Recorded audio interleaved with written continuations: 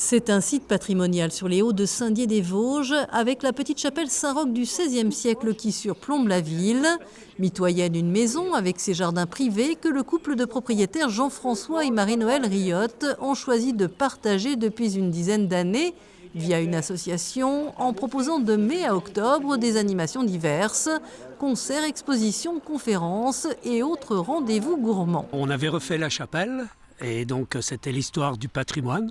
Le plus beau des patrimoines, s'il n'est pas vu par d'autres personnes, il meurt. Donc on a eu l'idée d'animer, et à chaque fois qu'il y a des animations, donc la chapelle en profite. C'est un jardin privé, mais qu'on partage. On a à peu près pas loin de 5000 personnes sur l'année. Mais on ne cherche pas à avoir beaucoup de monde, on cherche que les gens, ça leur fasse plaisir, ils découvrent, et qu'il n'y ait pas que le jardin, parce qu'on n'est pas des vrais jardiniers en réalité, nous sommes des amateurs, et donc on y mélange la culture, les artistes, avec une certaine philosophie. L'association des jardins de la chapelle Saint-Roch donne carte blanche à des artistes. Le dernier en date, Claire Arthur, qui réalise depuis le 17 avril dernier 5 toiles géantes.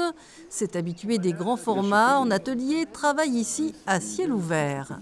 Les panneaux, il faut 6 mètres de haut, donc quand on est tout en haut, on est sur une espèce d'île de verdure, c'est très sympa à faire. La contrainte, je m'aperçois que ça doit être la contrainte des street artistes, parce que moi je ne suis pas du tout un street artiste, je suis un peu un atelier, mais oui c'est ça, on est né sur le truc, donc il faut descendre, prendre du recul, et puis ici le recul c'est le précipice, donc il faut aller un petit peu en bas, remonter, donc c'est un petit peu, voilà, c'est un peu sportif quoi.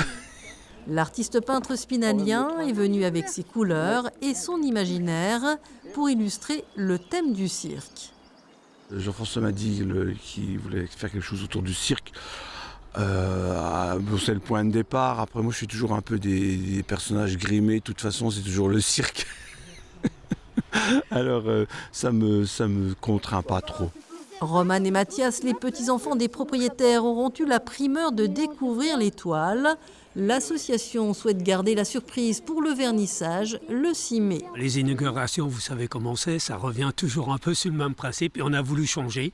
Donc on a fait appel à Francis Albiero, qui est déjà venu 2 fois à la chapelle, qui est presque un ami et qui est clown, mais bon, un clown moderne, hein. C'est pas un clown pour enfants, donc je lui ai demandé qu'il nous fasse une petite mise en scène. Il est en train de travailler ça avec un autre artiste, de la musique et tout, et pendant... Ça va durer 2 heures. Je pense que les gens vont être transportés dans un autre univers.